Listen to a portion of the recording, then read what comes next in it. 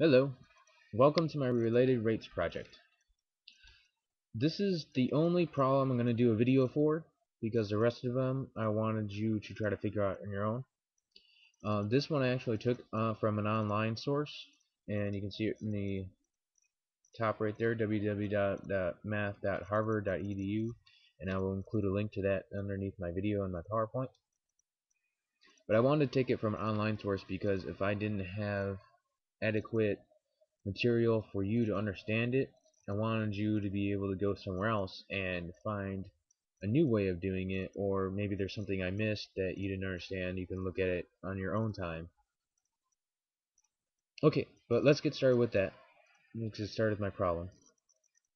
I chose this one because it encompassed a lot of what we learned, well, a little bit of what we learned in trigonometry and what we're learning in calculus, and hopefully I can explain related rates while I'm doing this problem. So let's read this problem first, and then I'll get right into it. A lighthouse is located 3 kilometers away from a long, straight beach wall. The beacon of light is rotating steadily at a rate of 1.5 revolutions per minute. A lone soul is sitting on the beach wall 5 kilometers from the lighthouse, staring into the sea and contemplating the universe. At what rate is the ray of light moving along the beach wall when it passes the thinker? Okay, so let me explain related rates for those of you who are joining not in the class. They're joining me on YouTube. Um, Related rates means that you have two or more variables which are related to each other. So you would usually get that, you would usually come across that when you have an equation, um, or most of the time it has to be in an equation. I haven't really come across in a time so far. I'm not going to say never because I'm not an expert on math. My professor is. Uh, um, but yeah, you need two or more variables which are related to each other. You can get that to an equation. Hence the name related rates. And then from there, you would simply derive, giving you the rate of change in an instantaneous point of time. So I'm going to go into my little paint program here, and you see I've already scribbled in, well, whatever, a triangle of what they had in their project. It doesn't look as pretty as theirs, but it'll do. So here you can have, I put L for lighthouse, O is the wall, P is the person. Now from L to P they gave it in the problem is 5. And I also gave this very measurement too. From the lighthouse to the sea wall here is 3. We're going to use that later, but I'll show you right now. Whenever you're doing a related rates problem, for those of you joining us on YouTube, always write down what you have first. That's how you want to tackle these. They've given you ammunition to use for your math weapon, I guess, is a saying you can do. I don't know. I'm going to stop talking. But to go on in the problem, what we need to find is dx over dt when p of l is 5. That's what they're giving us in the problem. We need to find how fast that light is headed towards that person. When the light hits that person, like how fast was that traveling?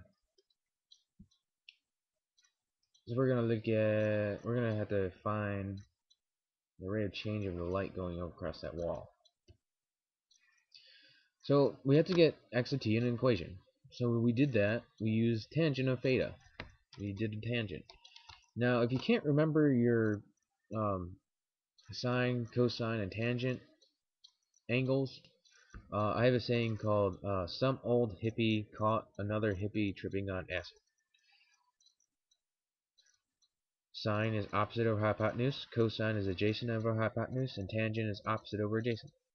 That's how I remember it. Your method may be different than mine. I don't know. I seem to like this one.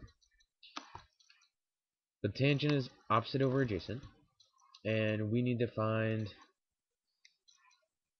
we need to put x of t in an equation. So tangent would be opposite, which would be this, over adjacent, which would be 3. You see I did that there. And you just solve for x of t, which would be 3 tangent. You just multiply by 3. Pretty easy. And now we need to differentiate. So I did dx over dt, because this is a variable itself, the whole thing. So dt just means in respect to time. And then there's a constant multiple rule here, just to elaborate on what I did. I'm not trying to beat a dead horse, but just for people who don't,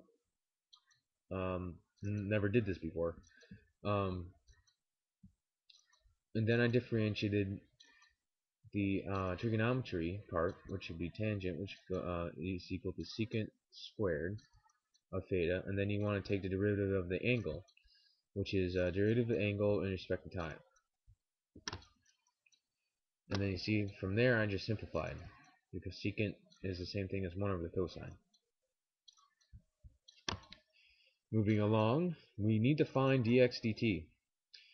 So how do we do that now?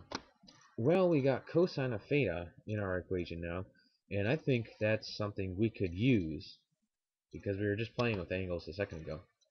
So we're going to go back to trigonometry land. We know that cosine, or another hippie, is adjacent over hypotenuse. So adjacent of this angle is 3, and hypotenuse is 5. So it'd be 3/5. And you see I just did that. And I also put in another part called which is 3 pi. And that part might be a little bit confusing to you when you look at it. And you're like, well, where did you get that? I didn't see that in the problem. Well, you actually did. In the beginning, it said the beacon of light is rotating steadily at a rate of 1.5 revolutions per minute. That 1.5 revolutions per minute in radians is 3 pi. And why did that take the value of derivative of theta over derivative of time? Was because this was an instantaneous rate. This was a rate of change. So that's how it can take the place of that variable we had. Because it makes sense. It's a rate of change, and that's the variable. A variable is just a placeholder for memory. So that's where that 3 pi came from, and then from there I just simplified. And just to elaborate on what I did, I squared those and multiplied the top by 3 pi. And then I flipped it on its head, and I got rid of the 9s, and I was left with 25 pi. And there you go, there's our answer. The instantaneous speed of that light when it hit that person was going at a speed of 25 pi. So now we need to know when that beam is moving the slowest.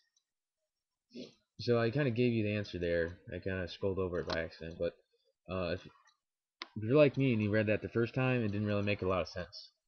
So I'm going to try to explain it. You see here, the distance from the lighthouse to a wall is 3, and distance from here to the person is 5.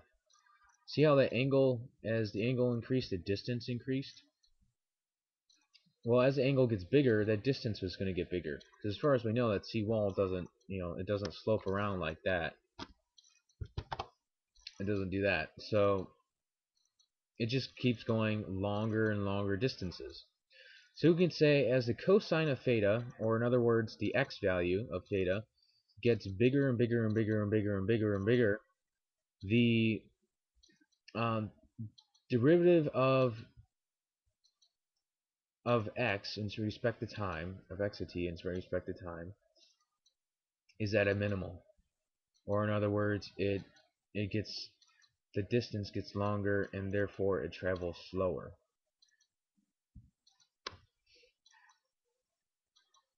So it's going to travel the slowest when the x value is 0. Ta-da! That is not a box with a hole in it, that's actually the number 0. And that concludes my related rates problem. And I hope you guys enjoyed it. For you guys on YouTube, I hope you learned something. And for anyone else that's just watching it for whatever reason, I hope you have a nice day. Bye.